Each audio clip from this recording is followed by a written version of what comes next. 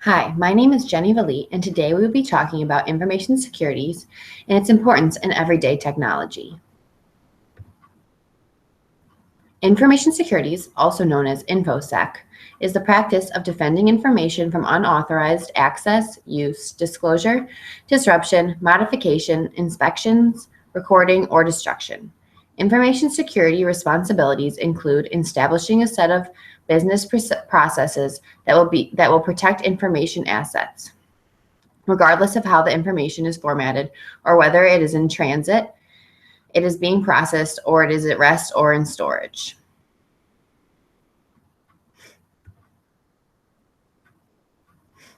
Information security programs are built around the objectives of the CIA. These objectives are confidentiality, integrity, and availability. These objectives ensure that sensitive information is only disclosed to authorized people, prevent unauthorized modification of data, and guarantee the data can be accessed by authorized parties when requested.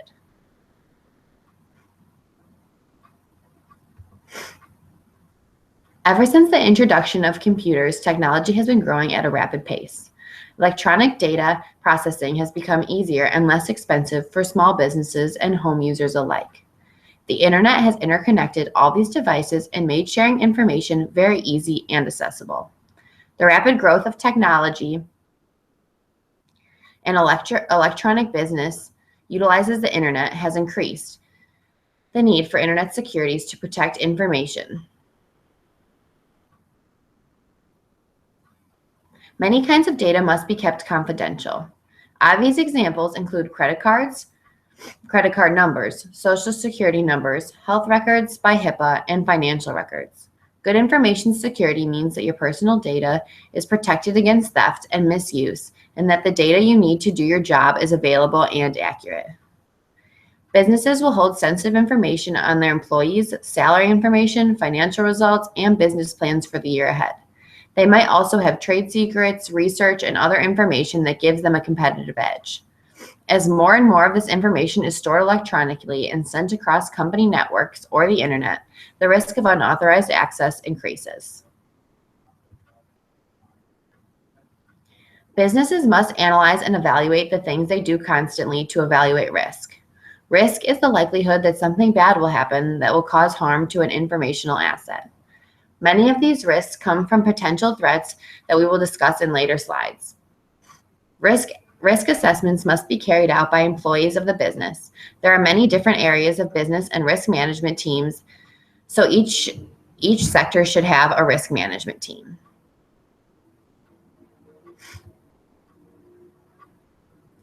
Having controls can help an organization lower their risk levels. Controls protect the confidentiality, integrity, or availability of information that we discussed before.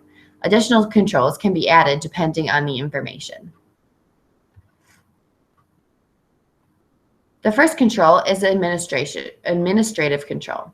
This consists of approved written policies, procedures, standards, and guidelines. They form the basic structure of maintaining the business and managing the people.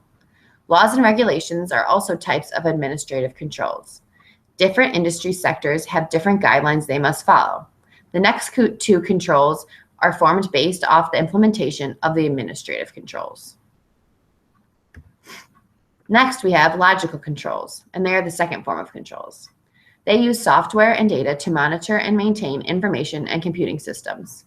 Logical controls include passwords, network and hosted-based firewalls, network intrusion systems, access control lists, and data encryption. Lastly, there are physical controls. They monitor and control the workplace and the places where the information is being computed. They also monitor access to and from these facilities. These controls vary from locks, smoke and fire alarms, cameras, barricades, fencing, security guards, and much more.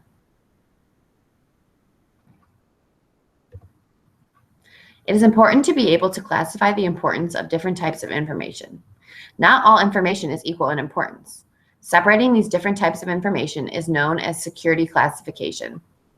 When classifying information, certain things need to be taken into consideration.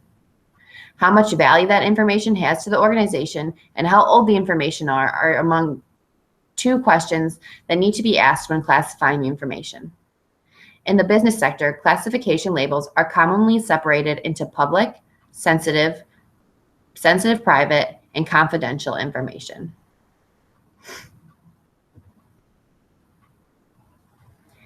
In information security, access must only be granted to specific individuals.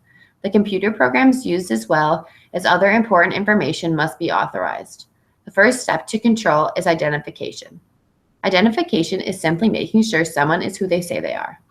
This can usually be affirmed through a username. The second step is authentication. Authentication can be proven through a PIN or password, a swipe card or a palm reader, or a fingerprint.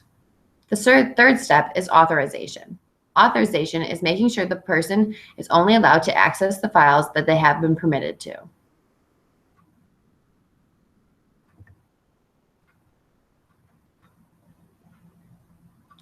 There are many objectives to information security protection. These include protecting the company and its assets, managing risk by identifying